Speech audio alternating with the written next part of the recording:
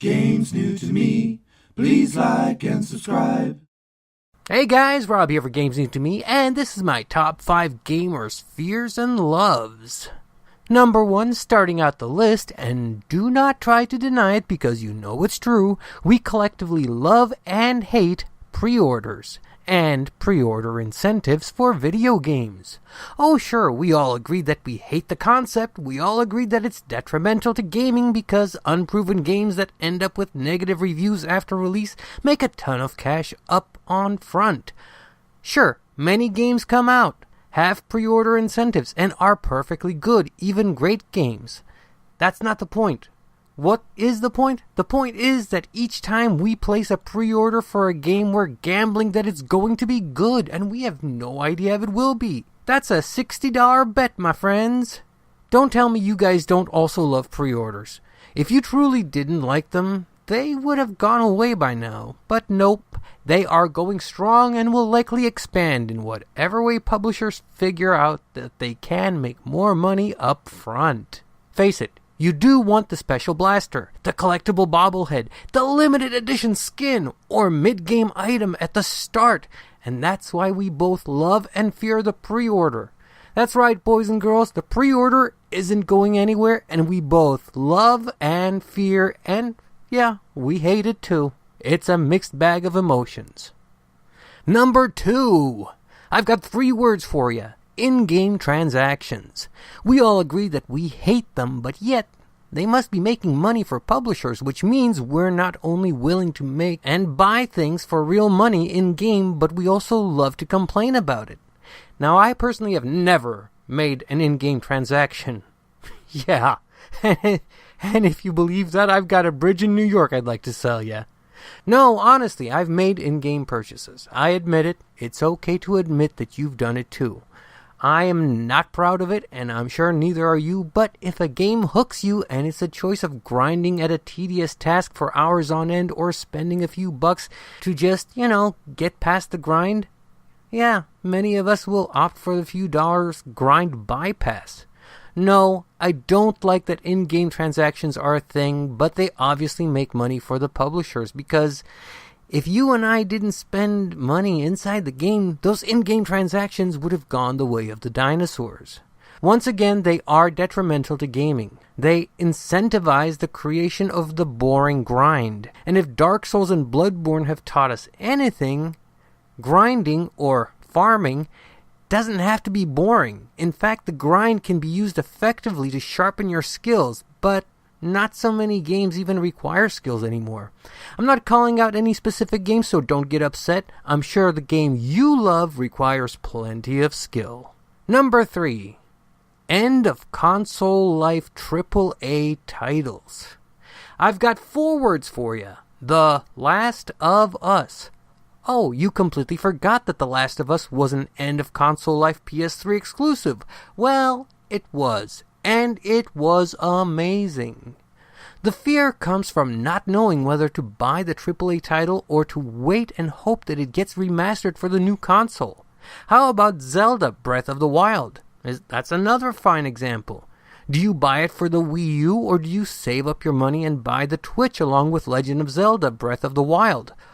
Oh sure, you can save up, you can wait for Christmas, you can do all those things, but how are you going to avoid spoilers in the meantime? That's where the fear comes in, the dreaded spoiler. Oh, you say you don't mind spoilers. Okay, how about not being able to talk about the game when it's at its hottest, with all your friends, and only later having to play catch-up while they move on to something bigger, better, and newer? So what you gonna do when indecision runs wild on you? Number 4. Brand new peripherals that PlayStation or Xbox or Nintendo tout as the hottest thing in gaming. Not sure what I'm talking about? Well, let's run down a few peripheral accessories that were going to be the next big thing in gaming, completely upturning how we would play games from now on. Number 1, the Nintendo Power Glove. While motion control would be a thing a few decades later, the Nintendo Power Glove, for the original NES, was an ambitious failure from Nintendo. It's kinda sorta worked some of the time. You felt weird wearing it, your hand got sweaty, and it was much harder to throw in frustration. Number 2, a bit more modern, but also destined to failure, was the Xbox Kinect. Here's what the Kinect did. Kinect for Xbox 360 brings games and entertainment to life in extraordinary new ways with no controller required. Simply step in front of the sensors and Kinect recognizes you and responds to your gestures. Connecting in a whole new way is as easy as wave your hand. Kinect removes the last barrier between you and the experience you love. Best of all, Kinect works with every Xbox 360 console. Turns out that people got pretty tired of jumping around in front of their TV and waving their arms. And Microsoft kept denying that it was dropping support for the Kinect for the longest time. Fact of the matter is that they dropped support for the Kinect.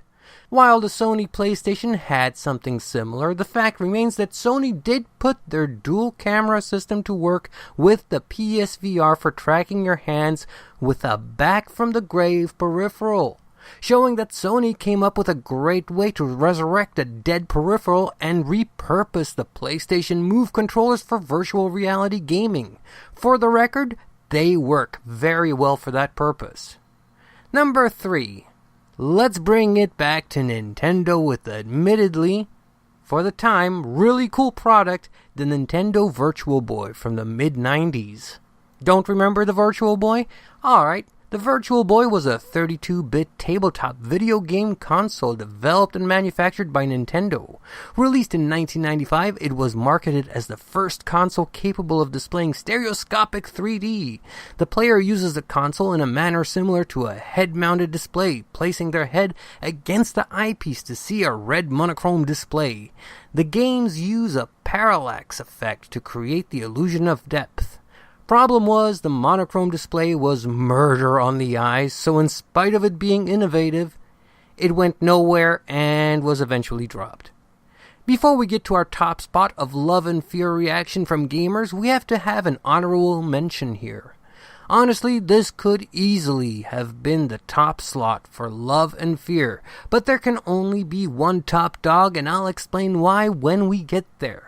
One of the biggest things gamers both love and fear is the release of a new console. You love the PlayStation 2. You adored the original Xbox. You kinda like the GameCube. Could the next generation of consoles be as magnificent as we imagine in our dreams, or will it have a red ring of death such as the Xbox 360 experienced, which essentially bricked the console? While Xbox 360 ended up being a fantastic console, it had a rocky start. Let's face it, a brand new console makes us drool with anticipation, and it can make or break the company for that generation's console sales.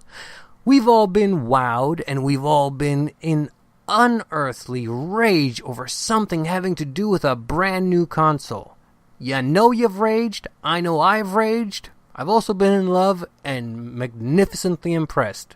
So what's our number 1? Well, our number 1, in the top spot, we've got something that sends both feelings of euphoria and that most absolute dread.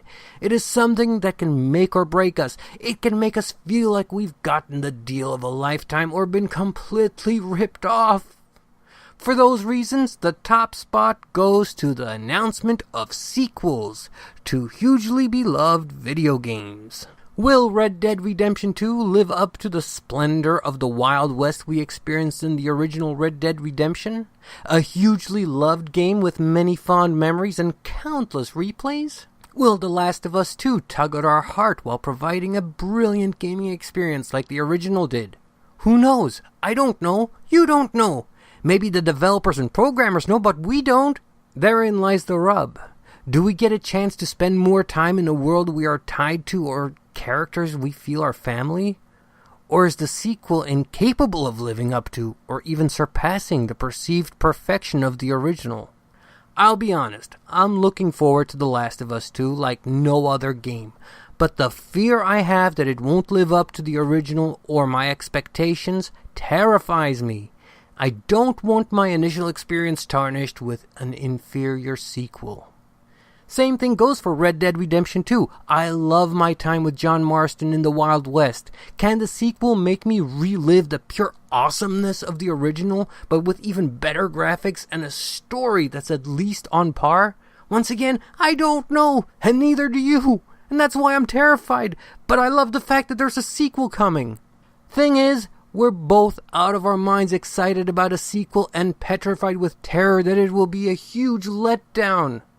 So there you have it, guys, the top 5 love and fear list that all gamers feel. Do you agree with the list? Is there something that isn't on the list that should be? Let me know in the comments below, and maybe there will be a follow-up video to this one. A sequel, if you will. Anyway, guys, thank you for watching. It means the world to me. To my wonderful subscribers, a million thank yous. You'll never know what it means to me that you enjoy my videos. Thank you. If you just stumbled across this video, this channel, or me, won't you click that candy-like subscribe button and give me a chance to win you over full time? You'll not only be helping to grow an amazing community, you'll not only have my sincerest of gratitude, but possibly most importantly, you'll always be notified whenever a new video goes up on the channel. This is Rob for Games New to Me saying, a few top 5 lists can be fun when gaming news is slow. Until next time, guys, be good to each other. And I'll catch you next time. Take care. Bye-bye.